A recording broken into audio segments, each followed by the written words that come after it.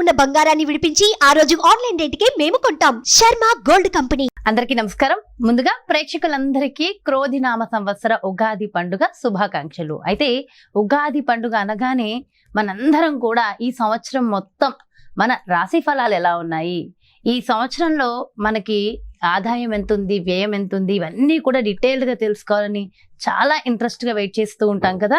అయితే ఈ ఉగాది రాశి ఫలాలు మనకి డీటెయిల్డ్గా ఇన్ఫర్మేషన్ ఇవ్వడం కోసం మనతో ఉన్నారు ప్రముఖ జ్యోతిష్య వాస్తు పండితులు, జ్యోతిష్య వాస్తు శిక్షణ నిపుణులు, ప్రముఖ ఆధ్యాత్మికవేత్త, లలిత ఉపాసకులు బ్రహ్మశ్రీ నానాజీ పట్నాయక్ గురువు గారు. మరి పూర్తి వివరాలు గురువుగారు వాటిని అడిగి తెలుసుకుందాం. నమస్కారం గురుగారు. శ్రీమాత్రే నమః.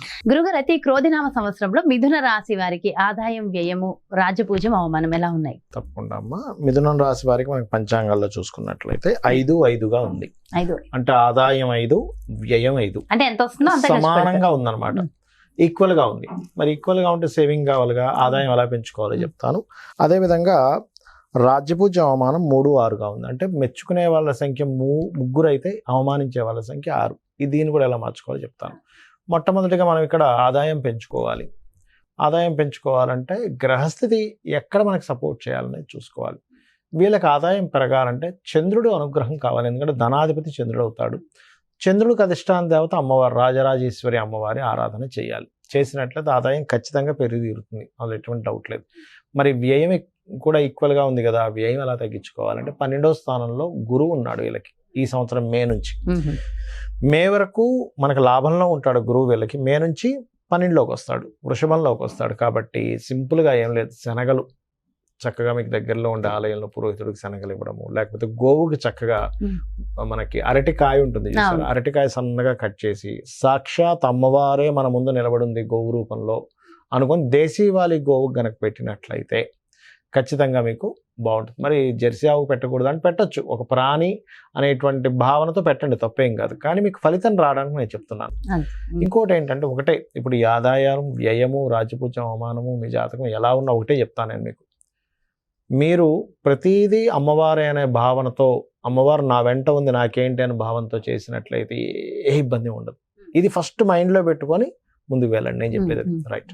ఇక మనం ఇక్కడ రాజ్యపూజ్యం, అవమానం కనుక తీసుకున్నట్లయితే రాజ్యపూజ్యం 3 ఉంటే అవమానం 6 ఉంది. ఇది మిథునం వారికి. కాబట్టి ఈ రాజ్యపూజ్యాన్ని ఎలా పెంచుకోవాలి తీసుకుంటే, రాజ్యపూజ్యాన్ని పెంచేటువంటి గ్రహస్థితి కానీ రాజ్యపూజ్యం ఎలా పెరుగుతుందంటే, వీళ్ళు దుర్గా ఆరాధన కనుక చేసుకుంటే రాజ్యపూజ్యం అద్భుతంగా పెరుగుతుంది. ఎందుకంటే దశమంలో రాహు ఉన్నాడు. ఎప్పుడైతే రాహు ఉన్నాడో దశమంలో విదేశీ ఉద్యోగ యోగాలను ఇస్తాడు. రాహు అంటే విదేశాలకు కారకుడు కదా, దశమ స్థానం అంటే వృత్తి స్థానము. కాబట్టి విదేశీ ఉద్యోగ యోగాలను ఇస్తాడు ఇక్కడ. కాబట్టి వీళ్ళకి రాజ్యాన్ని పెంచేది, రాజ్యపూజ్యాన్ని పెంచేది దుర్గా అమ్మవారి. అదేవిధంగా రాహుకాలంలో దీపం పెట్టినా కూడా ఆ అనుగ్రహం, రాహు అనుగ్రహం పెరుగుతుంది. ఇక అవమానం తగ్గాలి అంటే సింపుల్గా ఏం లేదు, సూర్యుడికి, శని భగవానుడికి బాగా అవమానాలు పడుతుంటారు కొంతమంది. చూడండి, అబ్బాయి ఏంటంటే ఎక్కడికి వెళ్ళినా నాకు అవమానాలండి, మా కుటుంబ సభ్యులు అవమానిస్తున్నారు, మా చుట్టాలు అవమానిస్తున్నారు అంటారు. మిథునం వారు కనుక రవి, శని గ్రహాలు ఉంటాయి కదా నవగ్రహాల్లో, ఆ నవగ్రహాల్లో అక్కడికి వెళ్ళి దీపారాధన చేసి ఒక 9 ప్రదక్షిణాలు చేసుకొని కాలభైరవ అష్టకము లేదా సూర్యుడిని చూస్తూ కాలభైరవ అష్టకం చేసుకున్న అవమానం మిమ్మల్ని అవమానించే వాళ్ళే ఉండరు. దీంతోపాటు మరీ ఎక్కువ అవమానం జరుగుతుంది, ఏం మాట మాట్లాడినా మనకు ఇబ్బంది వస్తుంది అనుకునేటువంటి వారు ఒక పని చేయాలి. ఏమిటది, ఏ మంత్రం అంటే అది ఓం కర్పూర వీటి కామోద సమాకర్ష దిగంతరాయై నమః. ఈ నామం కనుక చేసుకుంటే అమ్మవారు మీ నుంచి ఎటువంటి పలుకులు పలికిస్తుంది అంటే, మీరు ఏది మాట్లాడితే అది అద్భుతమైన మాట ఆవిడే పలికిస్తుంది. అమ్మవారు పలికిస్తుంది, అమ్మవారు అలాంటిది పలికిస్తుంది. ఇక మిథునం వారు సహజంగానే సహజ తెలివితేటలు ఎక్కువగా ఉంటాయి. ఈ సంవత్సరం నేను ఇందా చెప్పినట్టుగా ఆ ప్రక్రియ కనుక పాటించినట్లయితే ఫైనాన్షియల్ గ్రోత్ కూడా పెరుగుతుంది. ఇక ఈ సంవత్సరంలో ముఖ్యంగా వీరికి 4వ స్థానంలో కేతు ఉన్నాడు. కాబట్టి మనం లాస్ట్ 3-4 months నుంచి అక్కడ కేతు ఉన్నాడు, ఏదైనా ప్రాపర్టీస్ తీసుకునేప్పుడు జాగ్రత్తగా ఉండడని చెప్తున్నాం. 4లో కేతు ఉన్నప్పుడు అది కూడా బుధుడు రాసులు అయ్యాడు. కాబట్టి కొంచెం భూములు, పొలాలు, గృహాలు తీసుకునేటప్పుడు డాక్యుమెంట్స్ చెక్ చేసుకొని తీసుకోవాలి. అయితే ఒక లక్కీ ఏంటంటే గురువు వచ్చి దాని మీద దృష్టి పెట్టాడు, కొంత ప్రెజర్ తగ్గుతుంది దాన్ని. లేదా ఇంతకుముందు గతంలో ఏదైనా సరే ల్యాండ్ తీసుకొని అది లిటిగేషన్స్లో ఉండి కోర్టు కేసు వ్యవహారాల్లో ఉన్నా కూడా క్లియర్ అవుతాయి, గురువు దృష్టి 4వ స్థానం మీద ఉన్నందుకు. ఓకే, అదొకటి. ఇక వివాహ సంబంధించిన విషయాలు ఎలా ఉంటుంది ఈ సంవత్సరం కనుక చూసుకున్నట్లయితే, ఈ సంవత్సరం పర్టికులర్గా వీరికి మే లోపలే ఏదైనా వివాహ సంబంధించిన నిర్ణయాలు తీసుకోవడం మంచిది. ఎందుకంటే మే దాటితే 12లోకి వస్తున్నాడు గురువు. మరలా మీకు అక్టోబర్ నుంచి మళ్ళీ 11లోకి వెళ్తాడు వక్రించి. సో అక్టోబర్ నుంచి మళ్ళీ యోగం ఉంటుంది, లేదా మే లోపల ఉంటే యోగం, వీళ్ళకి వివాహ యోగం. అంటే ఈ గ్రహస్థితి అనుకూలించినప్పుడు చేసుకుంటే చాలా బాగుంటుంది అర్థం.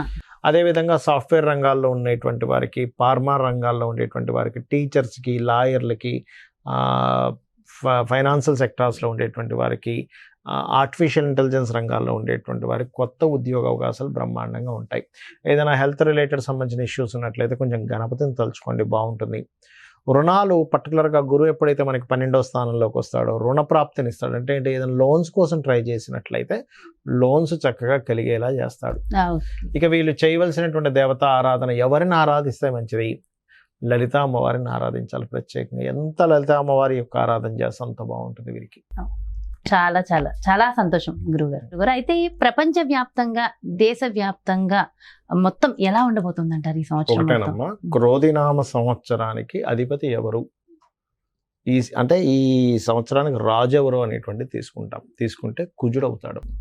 కుజుడు అంటే ఫైటింగ్, గొడవలు, ఉద్యమాలు, యుద్ధాలు, వీటికి కారకుడు అనమాట కుజుడు. అందుకని అటువంటి వాతావరణం కనిపిస్తుంది. అయితే లక్కీ ఏంటంటే కాలసర్ప దోషం నుంచి గురువు బయట ఉన్నాడు, అది కొంత సేఫ్ ఇస్తుంది. బట్ ఏదైనా కానీ కొంచెం యుద్ధ సంబంధంగా, అంటే రాజులకి ఇప్పుడు చూడండి అప్పటిదాకా అక్కర్లేదు, మనకి ఫిబ్రవరి నుంచే స్టార్ట్ అయింది దాని ప్రభావం. ఎందుకంటే ఈ రవి మనం జనవరిలో మనం చెప్పుకున్నప్పుడు కూడా చెప్పుకున్నాం, కొంచెం ఈ సమయంలో కొంచెం ఈ బాంబు పేలుళ్ళని, లేకపోతే ఈ గొడవలని, కొంచెం ఈ యుద్ధ నౌకల్ని ట్రాప్ చేయడం అని, లేకపోతే అంటే నౌకా దళాల మీద, లేకపోతే నౌకల మీద, అంటే జలరాశుల్లో కుజుడు శని ఉన్నారు కాబట్టి నౌకల మీద అంటే దాడి చేయడం, దాన్ని హైజాక్ చేయడం లాంటివి ఉంటాయని చెప్పుకున్నాం లాస్ట్. అట్లాంటివే జరిగింది ఈ మధ్య అంతా కూడా. అంటే ఏమిటి, ఈ సంవత్సరం ప్రత్యేకంగా కొంతవరకు ఈ యుద్ధ సంబంధించినటువంటి ఈ మనం ఊహించినటువంటి మార్పులు అనేకమైన జరుగుతాయి. అంటే అసలు లాస్ట్ మినిట్ వరకు ఇది మారదు, ఇలాగే జరుగుతుంది అనుకుంది, అది సడన్ గా మార్పు వచ్చేస్తుంది. అసలు ఎవరు ఎక్స్పెక్ట్ కూడా చేయరు, అసలు ఇలా జరుగుతుందా, ఇలాంటివి కూడా జరుగుతుంది అసలు ప్రపంచంలో అన్నట్టుగా జరుగుతుంది. అన్ని మార్పులు ఏదైనా కావచ్చు. అంటే టెక్నికల్ గా హై లెవెల్లో మార్పులు చూస్తాము, రాజకీయంగా హై లెవెల్లో మార్పులు చూస్తాము, గుర్తుపెట్టుకోండి. అసలు మోసాల లెవెల్లో కూడా హై లెవెల్లో మార్పులు చూస్తాం. సో కాస్త కేర్ఫుల్ గా ఉండాల్సిన సమయం because of Saturn Mars combination అలాంటిది. అందులో పర్టికులర్ గా మే వరకు ఈ జాగ్రత్తలు తీసుకోవాలి, మెయిన్గా మే వరకు. అదొకటి. ఇక మిగతా అంశాలు కనుక చూసుకుంటే కనుక, అంటే వీళ్ళు మరి ఇప్పుడు ఈ యుద్ధ సంబంధించిన ఇవన్నీ అనుకున్నాం కదా, మరి రకరకాల దేశాల్లో మన ఇండియన్స్ ఉంటారు, అందరూ కూడా మనుషులే కాబట్టి వీళ్ళెవరూ కూడా ఇబ్బంది పడకుండా ఉండాలి అంటే ఒకటే గుర్తుపెట్టుకోండి, కాలభైరవ అష్టకము, కాళికాదేవి యొక్క స్తోత్రాలు, కాలభైరవ అష్టకం కానీ, నృసింహస్వామి యొక్క స్తోత్ర పఠనం చేయడం కానీ, ఆంజనేయ స్వామి యొక్క ఆరాధన చేయడం కానీ, ఇవి గనక చేయగలిగితే, లేదా మీకు దగ్గరలో గోశాల ఉంది, గోవులకు కాస్త బెల్లము, అదేవిధంగా నువ్వులు కాదు సారీ బెల్లము మరియు క్యారెట్లు, నువ్వులు తినిపించకూడదు, పొరపాటు నువ్వులు అన్నాను, నువ్వులు అస్సలు తినిపించకూడదు, బెల్లము క్యారెట్స్ తినిపించాలి. నువ్వులు దానం మాత్రమే ఇవ్వాలి. చాలామంది అంటుంటారు, ఏమంటే నువ్వులు మేము తినిపించాలా అని అడుగుతూ ఉంటారు, ఏది పురోహితుడు తీసుకోవట్లేదని. ఎందుకంటే అమ్మ అది ఏదైనా మనకి ప్రెగ్నెన్సీతో ఉందనుకోండి, దాని ప్రెగ్నెన్సీ ఇచ్చినవ్వడం వల్ల మరింత దోషం ఏర్పడుతుంది. కాబట్టి ఇది జాగ్రత్త తీసుకోవాలి. సో కాబట్టి ఈ జాగ్రత్తలు తీసుకుంటే సరిపోతుంది. ఇదంతా ఓవరాల్ గా సామూహికంగా కూడా చేయడం వల్ల ప్రపంచానికి ఇంకొంచెం మంచి జరుగుతుంది కదా గురుగారు. గురుగారు, ఇవే కాకుండా ఇంకేమైనా జాగ్రత్తలు తీసుకోవాల్సిన అవసరం ఉంటుందంటారా? జాగ్రత్తలు అంటే ఏం లేదమ్మా, ఒకటి గుర్తుపెట్టుకోండి, నేను చెప్పేది ఒకటే, మనకి ఎప్పుడైనా సరే గ్రహస్థితిలో ఎలాగున్నా, అంటే మన జాతకం ఎలా ఉంది, వాస్తు ఎలా ఉంది, ఇవన్నీ ఎలాగున్నా, నేను చెప్పేది ఒకటే, అమ్మవారిని గనక మనం ఆశ్రయించినట్లయితే ఇవన్నీ కూడా పక్కకు పోతాయి. అయితే మరి ఈ శాస్త్రం ఎందుకు ఇచ్చింది అమ్మవారు? ఈశ్వరుడే స్వయంగా కూడా జ్యోతిష్ శాస్త్రాన్ని ఇచ్చాడు కదా, మనం చెప్పుకుంటూ ఉంటాం కొన్ని వాటిల్లో, మహర్షుల ద్వారా మనకు అందించాడని. మరి ఆ పరమేశ్వరుడు ఎందుకు అందించాడంటే మనకు ఒక జాగ్రత్త చూసుకోవడానికి, ఒక రూట్ మ్యాప్ లాగా మనం ఒక తయారు చేసుకుంటున్నాం.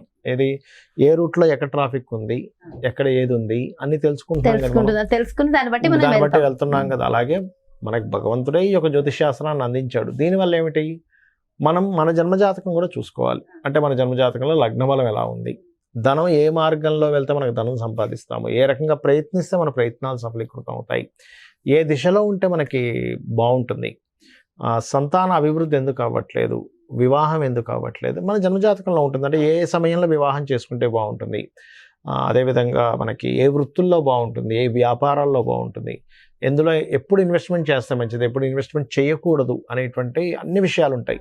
మీకు అనిపిస్తుంది మరి ఇవి అన్నీ మన జన్మజాతకంలో ఉంటే మనం మరి ఈ గోచార ఫలితాలు ఇవన్నీ ఎందుకు చెప్పుకుంటున్నాం అంటే ఒకటే గుర్తుపెట్టుకోండి అమ్మా. ఇప్పుడు మీరు షూటింగ్కి వచ్చారు కదా, నార్మల్గా మీ ఇంటి నుంచి ఇక్కడ 40 నిమిషాలు అనుకోండి కార్లో రావడానికి. అదే ట్రాఫిక్ జామ్ అయితే కూడా పెట్టేస్తుంది కదా. అంటే ఏమిటి, గంటలోనో 40 నిమిషాల్లోనో వస్తాననేది మీరు ఏం చెప్తారు, గంటన్నర పడుతుందండి అంటారు. అంటే మీ కారు మీరు మీ మీ మీ డ్రైవర్ కానివ్వండి, మీరు ఓన్గా డ్రైవ్ చేసుకున్నా మీ కారు అదే రోడ్డు అయినా కూడా మరి ట్రాఫిక్ ఉన్నప్పుడేమో ఎక్కువ టైం పడుతుంది, ట్రాఫిక్ లేనప్పుడు హాఫ్ అన్ అవర్లో రాగలుగుతున్నారు. అంటే దాని అర్థం ఏమిటి, సమయం బయట ఉండే వాతావరణం కూడా మనకు సహకరిస్తేనే మనం సమయానికి వెళ్ళగలం. అలాగే గోచారం అనేటువంటిది ఏంటంటే ఇప్పుడున్న గ్రహస్థితి, ఇప్పుడుండే గ్రహస్థితి ఏ విధంగా ఉంది, పరిస్థితులు ఎలా ఉన్నాయి అనేది చెప్పేదే గోచారం.